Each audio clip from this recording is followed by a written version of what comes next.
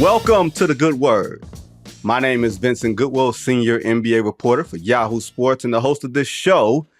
And with the start of this new season, I'm hoping you've heard me say this before, but in case you haven't, you can now get episodes of The Good Word with Goodwill on its standalone podcast feed. We just launched it a few weeks ago, which means we need your help getting it off the ground. Go subscribe and give us a rating and a 5-star review. If you only give us 4 stars in honor of our guest today, I'm inclined to believe that you are a hater, which means today we are joined by my man, Bomani Jones. Check him out on The Right Time with Bomani Jones. I was on Bo's podcast last week where we went through a little bit of the NBA preview. Going to hit the second half of that today. We're also both talked about his vacation plans. So what's going on, Bo? Hey, man, another day in the life, man. Go Lions. #OnePride. I see you have completely joined the, I like it. I mean, look, I'm just saying, like, if you love Detroit, you got to love the Lions, right? And maybe it's possible that, like, I don't know. I just feel like I'm putting on for your city right now in a way that you appear to be incapable of doing. I am happy for the Lions fans who have stuck around for decades and decades of bad football. It would be phony of me to come back on some bandwagon to be like, we're going to the Super Bowl. Hey, high fives, pounds, all that. They be looking at me all funny. And it wouldn't be genuine. I know. You over there rocking with the Red Wings now. I get you. That's a low blow. That's a low blow. You know what I'm saying, man? Fedorov was a beast. He was. They won a lot of Stanley Cups. Look, here's the thing. I remember when sports teams had to win something to get some real love in this town. You know what I'm saying? I've seen the Pistons win championships. I've seen the Tigers. Maybe I didn't exactly see them because I was still in the womb. Champion. No, you've never seen it. That happened literally before you were born. Literally before I was born. Absolutely. A month before I was born, Tigers won the World Series. Red Wings won a bunch of Stanley Cups. You know what I'm saying? Like Michigan State have won national championships. Lions ain't won nothing. They won over our hearts. That's what they won. That's cute. I like that. Yeah. Look, this is what Bo does on Sundays. You see how our team is doing? Who's R? I'm trying to figure out. I thought you'd want to share the joy. Come check with me in January, and we'll see how this continues. But they look good. I ain't gonna lie to you. They look damn good. Yeah, come on. You could hang out with me in New Orleans. I'm gonna be there, and the Lions are too. The New Orleans is the Super Bowl. You making that prediction? You saying the Lions going to the Super Bowl? Yeah, Lions going to Super Bowl. They my pick. I think our man Hutch, because that's the thing, man. We doing it for Hutch. So when my man Hutch get back for the Super Bowl game, I like that. I like the confidence. I also like the fact that whether y'all realize it or not, Bo is trolling y'all. Okay? What do you mean? He is trolling y'all. I love this team. I need a team. I like they get down. I'm rooting for the Lions. Yeah, I'm trolling you. Yeah, you are. I'm trolling you. Because you don't put on for the city. I'm over here putting on for the city. You're not putting on for the city. Now, this is the man, ladies and gentlemen, who got off the Atlanta Falcons narcotic.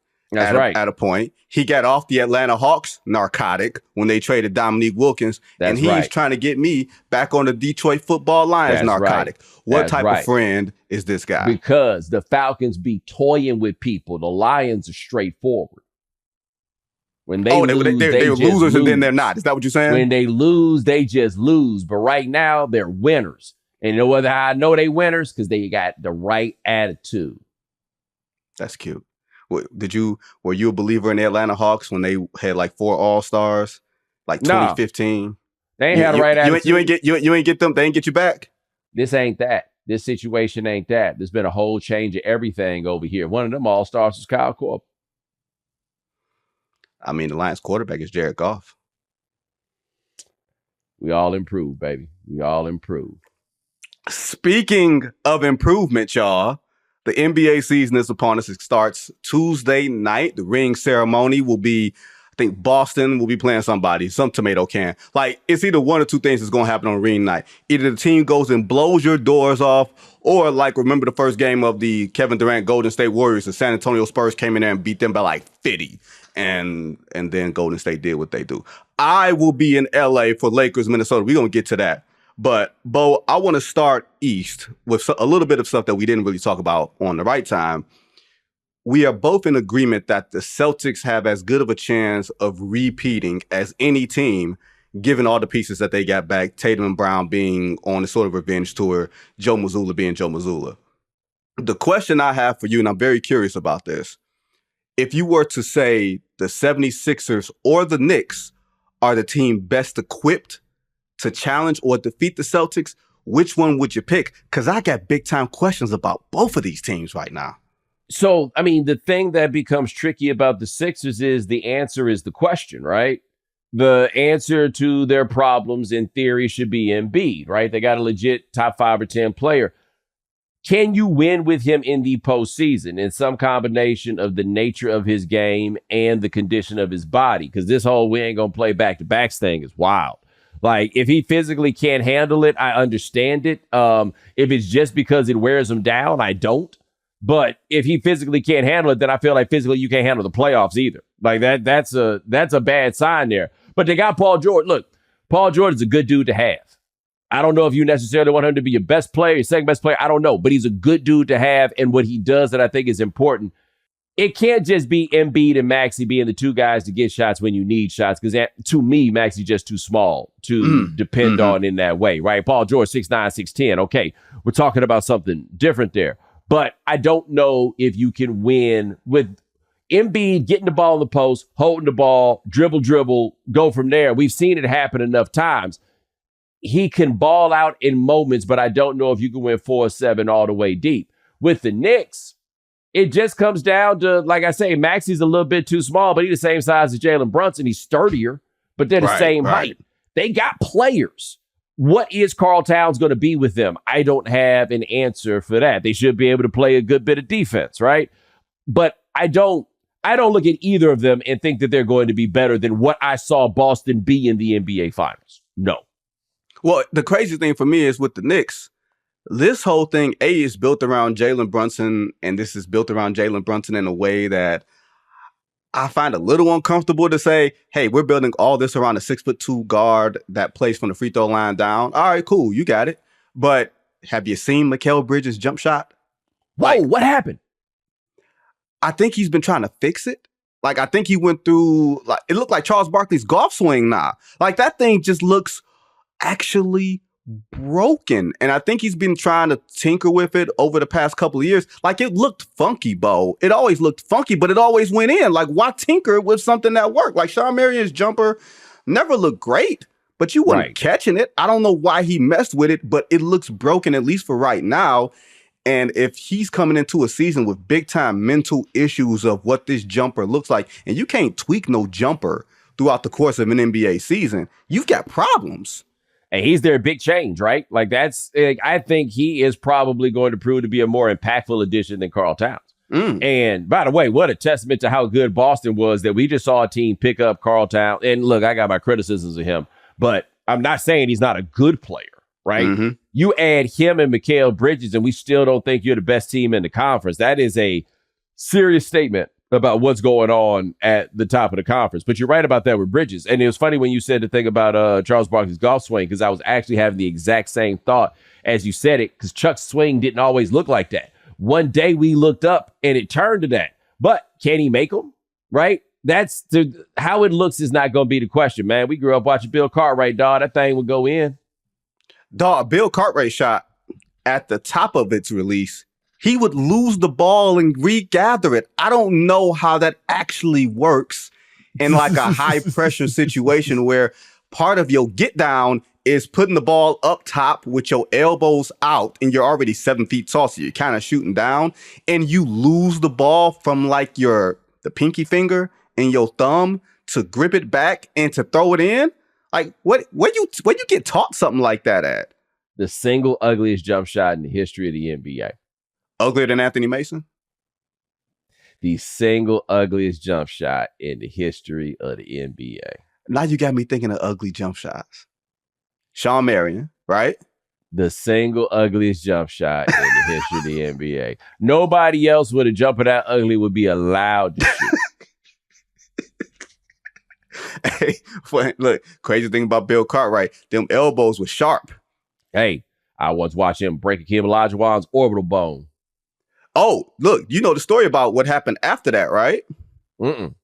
Apparently, the league called him and said, hey, would you consider wearing elbow pads? You're out here endangering some of our players. It was funny. They didn't say that when he was knocking Isaiah Thomas upside the head, but you knock There we Akeem go. Olajuwon's orbital There we bone out. go. Then the league says, hey, maybe you want to bring some elbow pads. And apparently his response is, I will give it all the consideration it deserves, which is to say none. There we go. There we go. Nah, but that was the point, the general point that I'm thinking about with Boston here. Like, I'm starting to believe in some way that neither one of those teams, the 76ers or the Knicks, will actually make the conference finals. And I'm not saying I'm leaning toward the Milwaukee Bucks making the conference finals by default, but they got a lot more continuity than these other teams. And I'm trying to figure out if the Bucks, Bo, are too old or just old enough to squeeze something out. I can't figure them out. It is amazing how quickly it feels like we forgot them. They got Damian Lillard about almost like 12 months to the day from where we're standing right now. And with the injuries they had in the postseason, it's easy. Like, they basically, in our minds, I feel like became non-factors. I don't feel like we ever really got a very good look, because also, let's not forget, they fired their coach a week and a half into the season or whatever that was.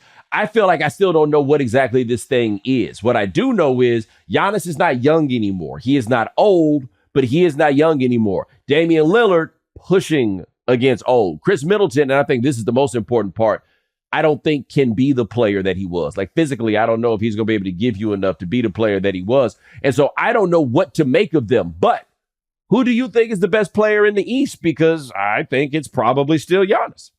I don't think there's any question that it's Giannis, right? I don't trust Joel Embiid from not just 82 games plus a playoff run. Jason and don't Tatum? get me wrong, Giannis has had some playoff absences too, but I'm still trusting him when it counts a lot more Jason than I'm Tatum? trusting Joel Embiid.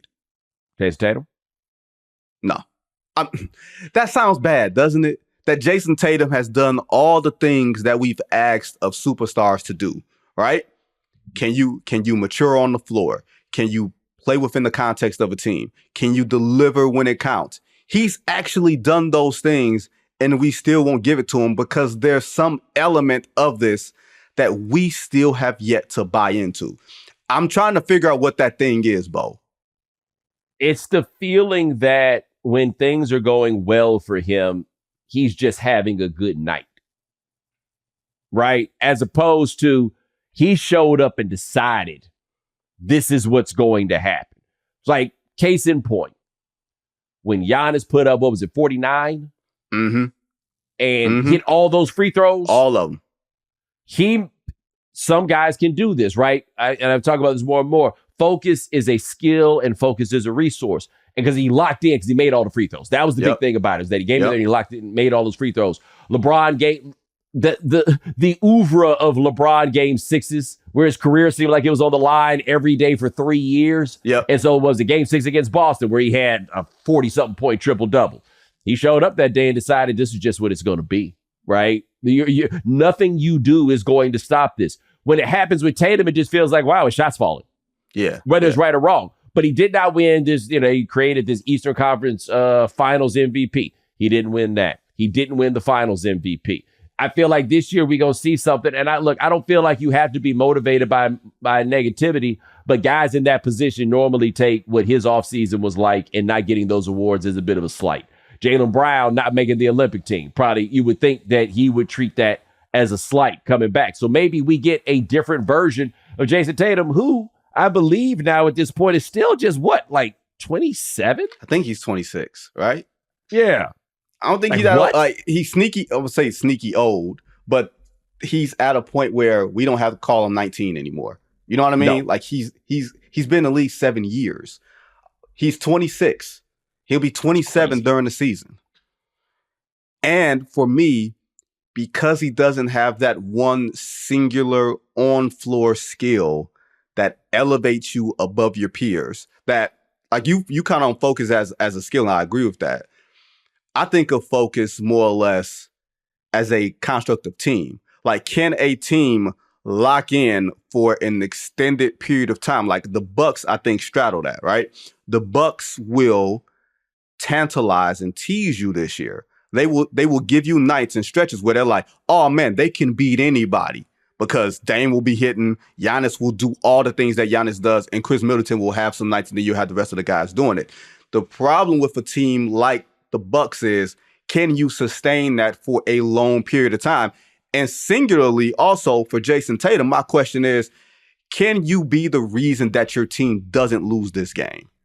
Right. And I don't think I've ever come across, maybe it was the game 6 a couple of years ago against Milwaukee in the second round series that they won. They wound up going to the conference finals and losing to Miami, where I felt like he took the team on his back on the road. They had lost game 5 at home. I think they went to Milwaukee and won game 6, and he had a spectacular game. That's the one instance that I can think of with him, where the stakes were really down, like the instance that you're talking about. But I wonder if he has that element of jump on my back.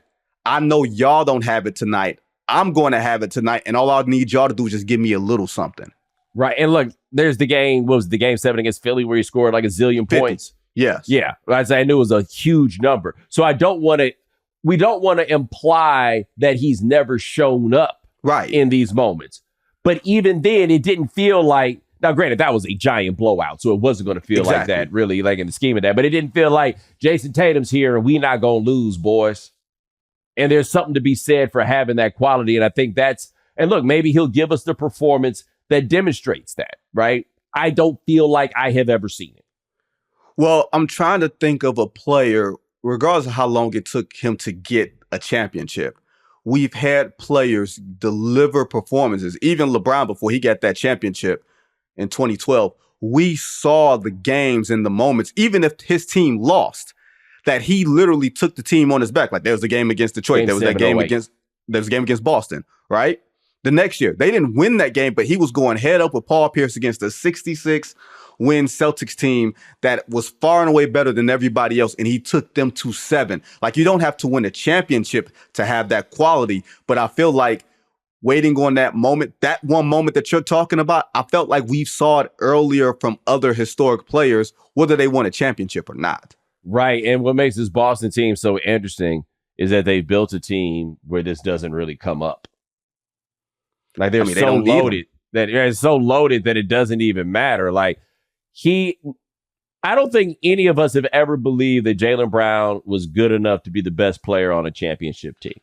And we had questions about whether Jason Tatum is good enough to be the best player on a championship team. But what has been demonstrated is that the two of them can be the two best players on a championship team under a circumstance where they have a third player who actually might be more talented than they are.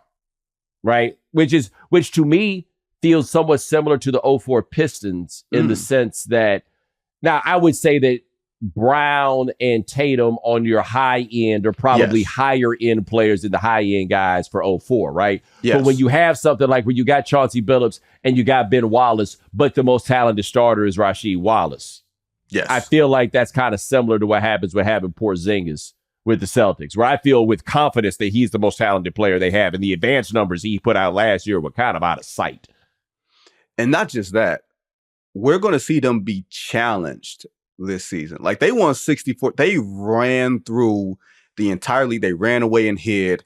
Like the only team I remember seeing them have real problems with was surprisingly, was the Denver Nuggets. Like they had them 2 close games and they lost them both. And that's when all the questions came up about, can they win close? Because you got to put the ball in Jason Tatum's hands, and what's the quality of the shot that you're going to get late in a game with really good defense against a championship type of opponent.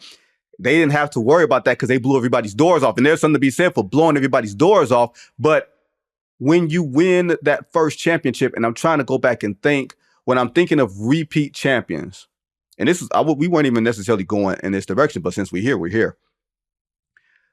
The Bulls in 91 blew through everybody, right? 92, they went 7 against the New York Knicks. That was not a talented team in the second round, right? The 01 Lakers blew through everybody else. So that's kind of, that's kind of his thing.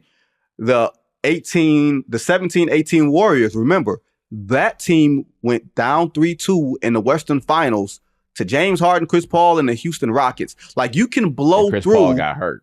Right, and Chris Paul got hurt. Well, Chris Paul always gets hurt, right? Right, like, but he got hurt in game 6 at the end of game 5. 6. He at the end of game 5. Game 5. Right, and that completely changed the tenor of the series. The Pistons in '89, they blew through everybody, went 15-2. The next year, Michael Jordan took them to 7. The second year, with the exception of one team, the Shaq and Kobe Lakers, which might be the single greatest playoff team we have ever seen, at some point, everybody gets tested. And the Celtics were not tested last year. I suspect that they'll be tested this year. And not because there's an opponent that matches up to them, but can you rev it up to that level 2 straight years? And maybe they got the coach to do it. That's going to rev it up for them. But I suspect they'll be tested this year. Yeah, like I feel like their greatest opponent last year was them, because all the way until the end, until Porzingis came back, they still looked unserious, right? So playing against Indiana, for example, they swept Indiana, but Indiana was decimated by injuries, and those games still felt entirely too close. Way too close. Right? They felt way too close. I feel like I think the Heat series, you didn't really pay too much attention, but they lost the game in that one that felt like it didn't make much sense. They lost the game against Cleveland.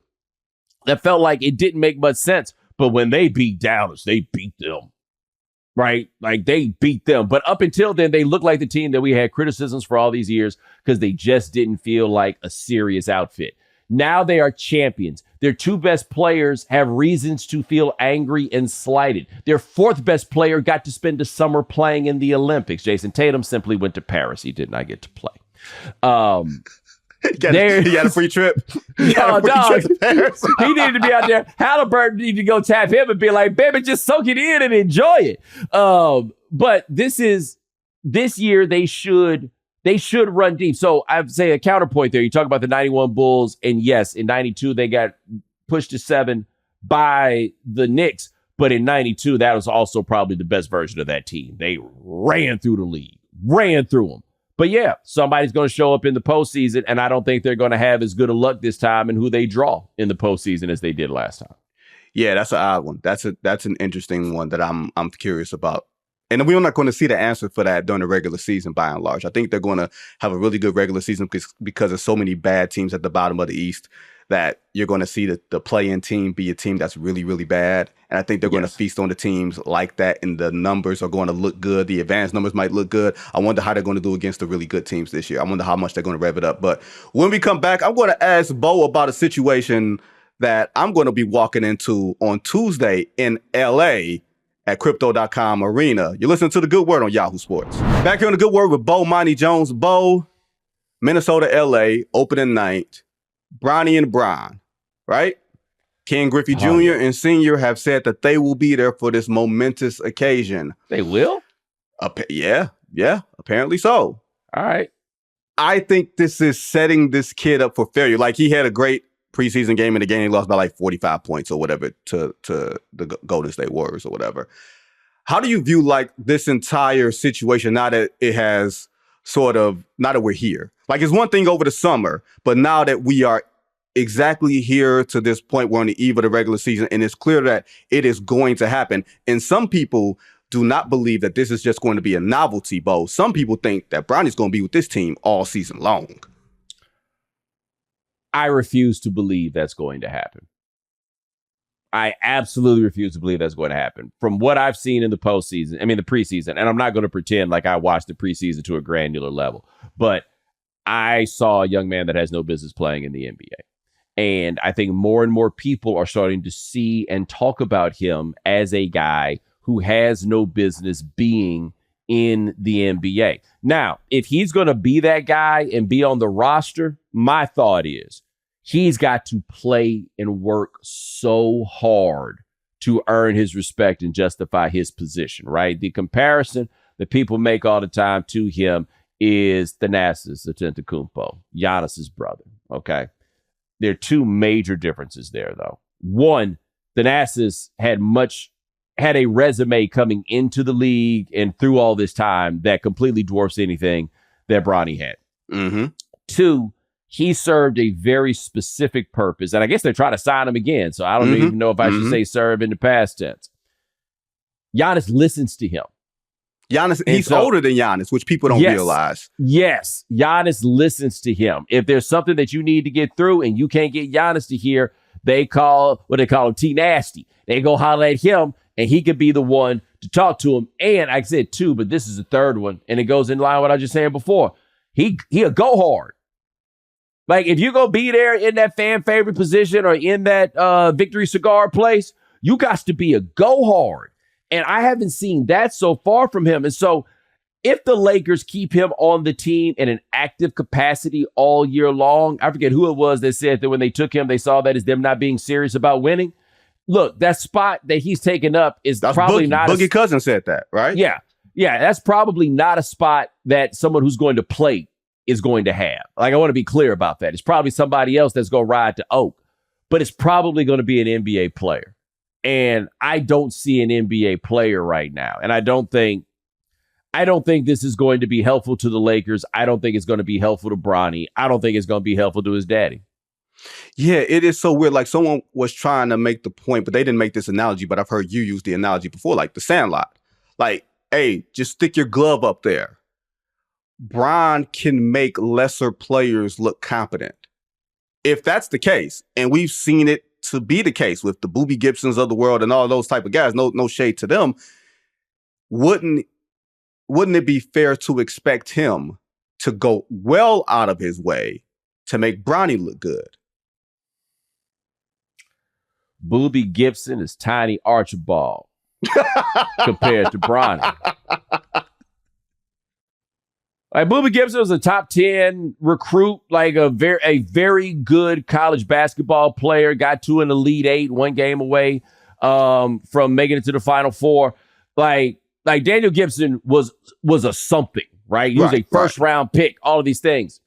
That's not what we've got here. So yes, in theory, you could do that, but when is Bronny even supposed to get on the floor with this team? Like, where's the spot? And then when he does get on the floor, what you supposed to do when all these dudes is going out of their way to yam on him? I mean, for one, it also looks like they have a draft pick that looks pro ready. Have you seen Dalton Connect's work? Connect gang, DB Bang? Yeah, I mean, look, I didn't think the Lakers were one of those teams that was like, hey, man, we going to have multiple of these, but they got multiple of them. You know what I mean? Well, the thing about Connect that's very important is that he's like 23. Mm-hmm. He's a real senior. Yeah, he's a grown man stepping in there, and he was a very good scorer in college. Mm-hmm. And also important, 6'6". Yep. This is a big thing. Now, we're going to see what this is in the NBA, because people have made the point that he had that one very good game and everybody talked about it. And then they say, go look at the stats from the other games. And they were not nearly as impressive. Like, I don't know what contribution the Lakers are going to get from him or need to get from him to really make this happen. But he's going to get minutes on this team. My question for you is, forget Bronny, what are they going to be in the West? Are they again going to go into the LeBron James Invitational Play-In Tournament sponsored by Clutch? It's funny you read my mind, because that's exactly where I was going next, because I was going to talk about the Warriors, and we wind up always getting in trouble talking about the Warriors because there's a very sensitive hive there, and Lakers hive is just as sensitive. When I think of the Western Conference, I think of given health, right? And all I'm just saying is given health. These are the teams that I am saying definitively are better than the Los Angeles Lakers, and that's with a healthy LeBron from last year, with a healthy Anthony Davis that played as many games as he's played in his entire career and had a strong case to win Defensive Player of the Year. So all the things were working for them last year.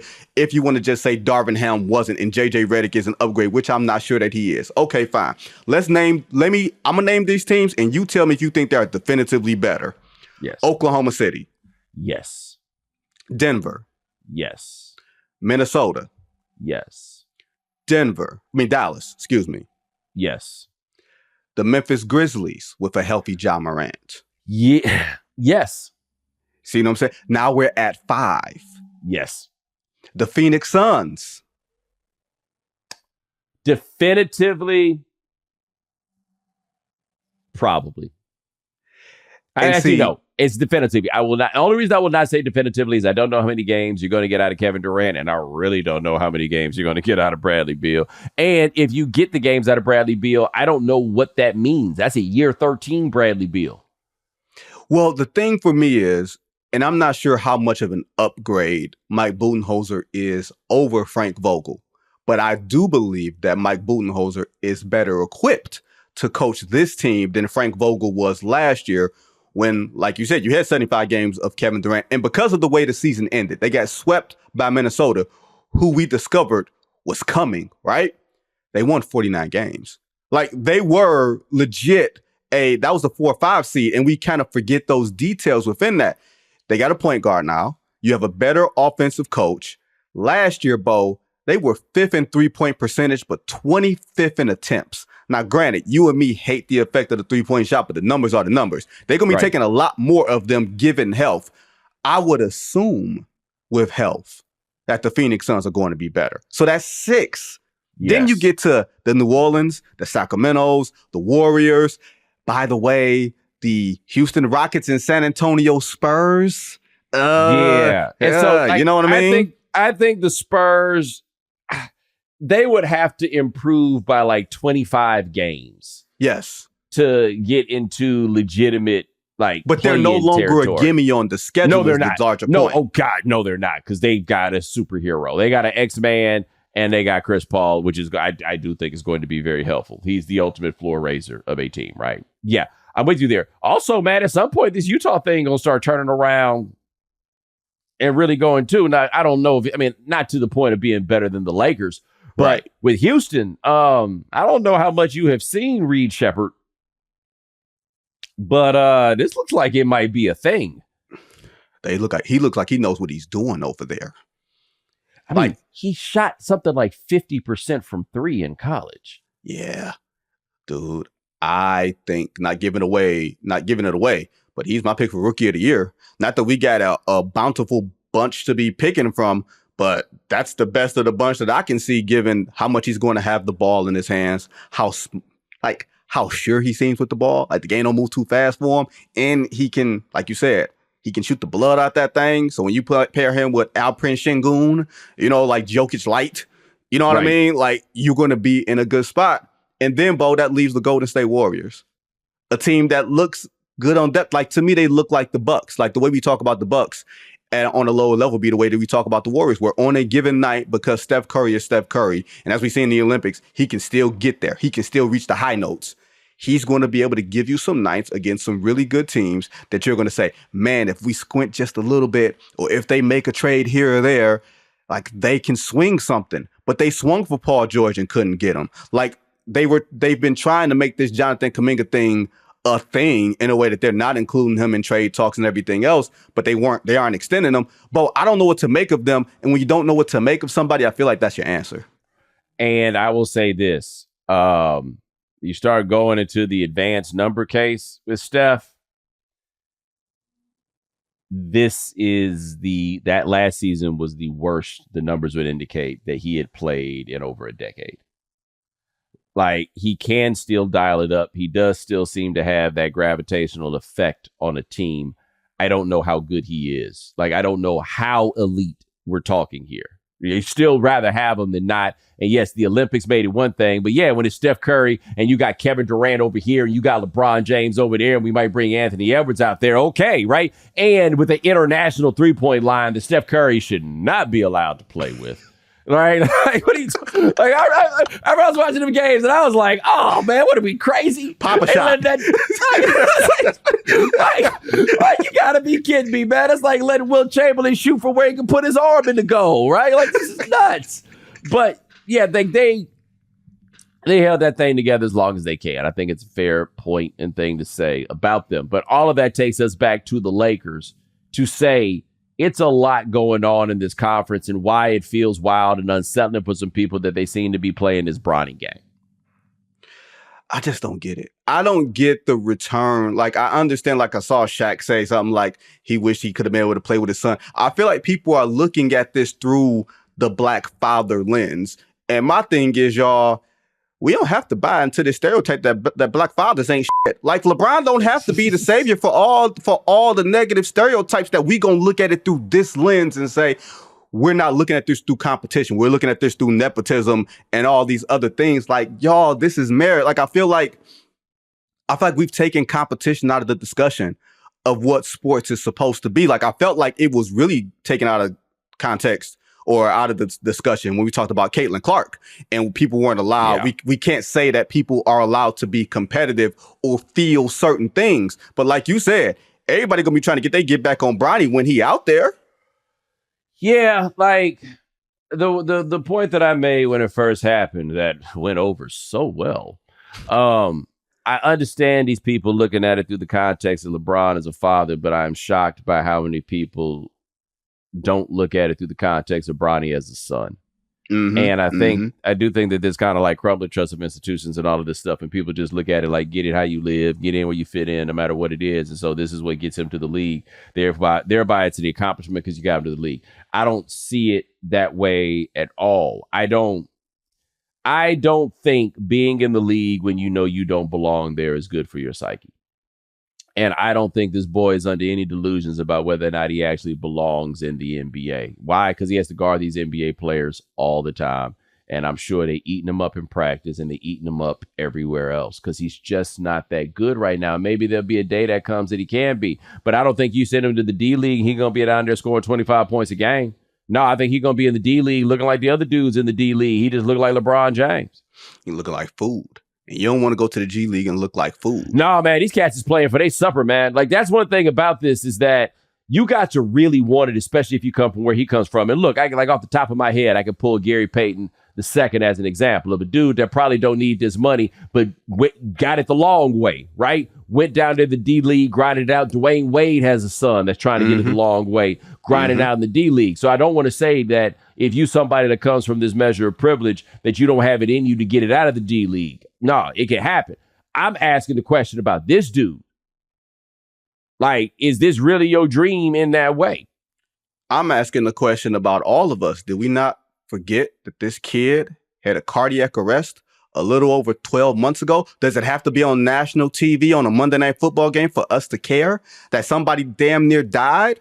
Is it because we didn't see it? It didn't happen. That's questions I got about all this stuff, man. Yeah. And look, I mean, but I'll say this right fast on that, though. If they say he's healthy enough to play, then he's healthy enough to play. And I truly want whatever works out best for him. I would love if he just happened to be a 15-point-a-game scorer this year, right? If you told me that he turned into that next year, I would love every minute of it. I'm just asking who has watched that boy play basketball and thinks that that is a reasonable outcome.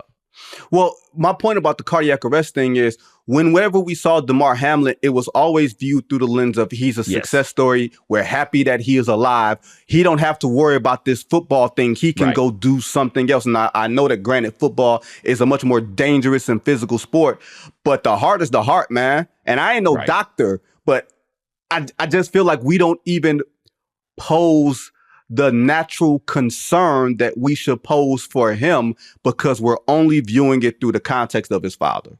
And I just think that is selling him short. And for us, it is a failing of us. We're going to take our last break, and I'm going to hit Bo with one more question about some NBA, big business. Listen to the good word on Yahoo Sports. Yahoo Fantasy Basketball is back for the 2024-25 season. Create or join a private league with friends or join a public league to show the world your fantasy skills. To sign up, visit yahoo.com/fantasy basketball. Back here on the good work, Bomani Jones with us. Bo, I did some calculating earlier. So I think you know this because I've said it to you before. I consider the modern NBA the year that the NBA went to 4 playoff rounds and at least 5 games in each round. Like before that, it was, it was that kooky stuff or that the 4-4-4. It was only 3 rounds in. The 4 playoff rounds.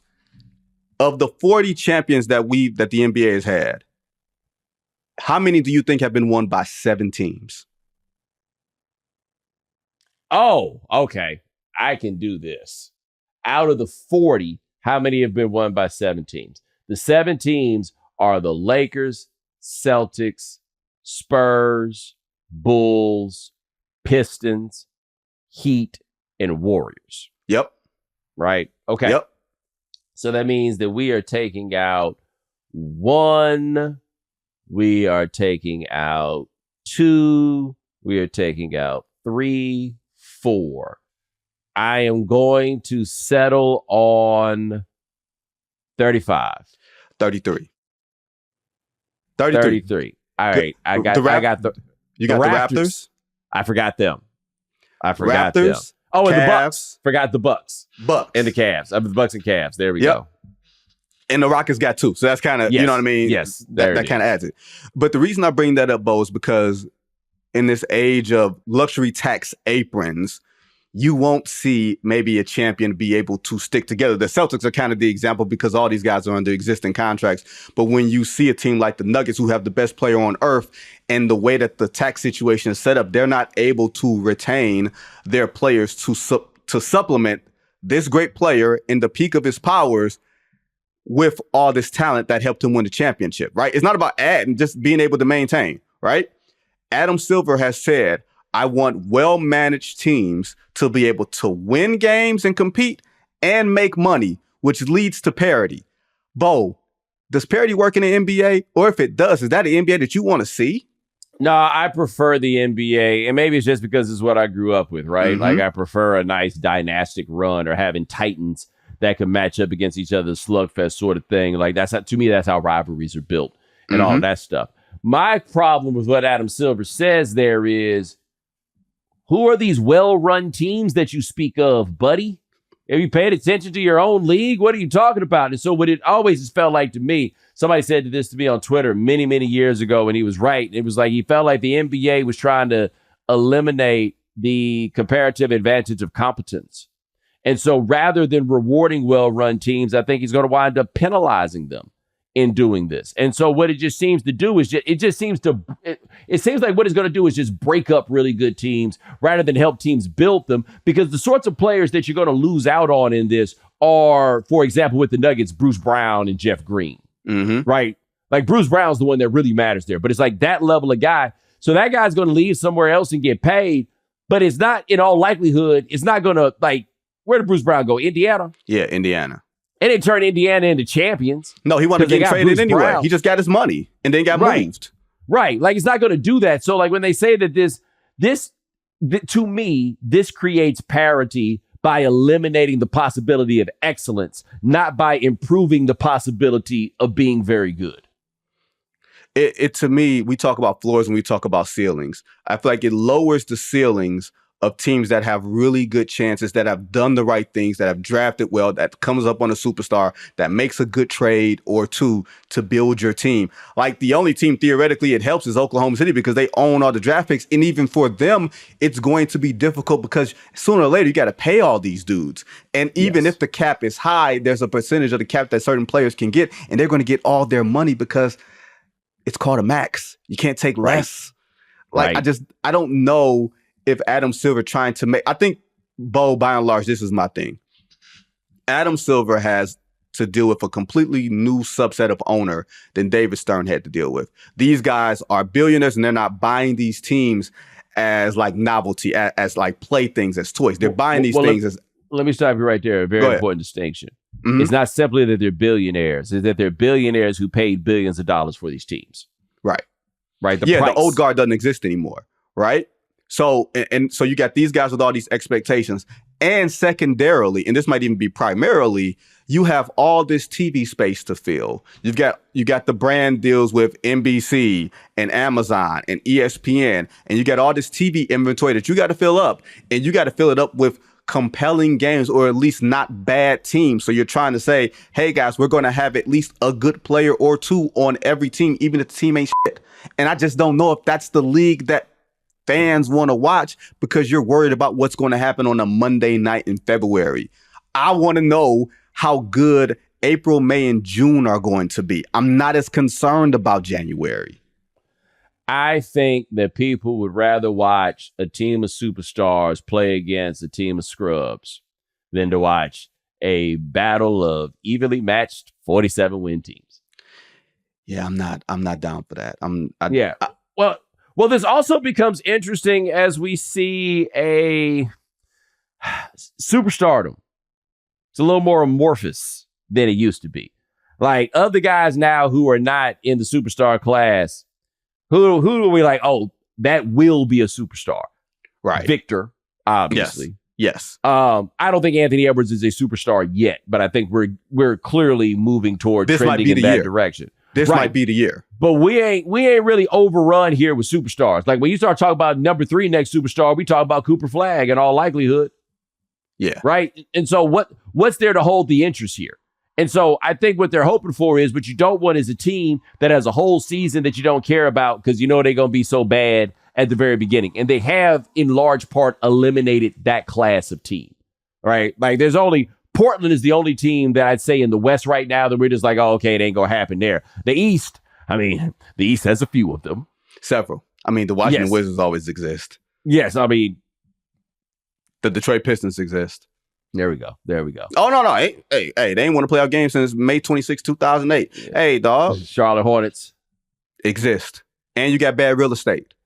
Yes. And you have on top of all that, you got like 8 bad real estate franchises. And we ain't got to name them, but they know who they are. We got 8 out of 30 bad real estate franchises that people ain't going to want to go to. And you're trying to force them to go there because that's the only place they can get their money. And I don't know if that's a good product for your league. If you got bad real estate, that's a you problem, not a player problem. But before we go, Bo, because quickly, I'm sure everybody wants to know this. Preseason picks that are sure that nobody's going to remember. Who's going to win MVP and who's going to be in the finals? They remember everything. Good gracious. Steph Curry's not Steph Curry's system player. That's not what I said. I know. It don't matter. I know. You was right there with me. You know what I'm saying? So, like, I know you're not the one that's doing this. We was all there together, baby. So, like, it's understood. Who do I think is going to win the MVP? I'm picking the same guy until he's not the MVP.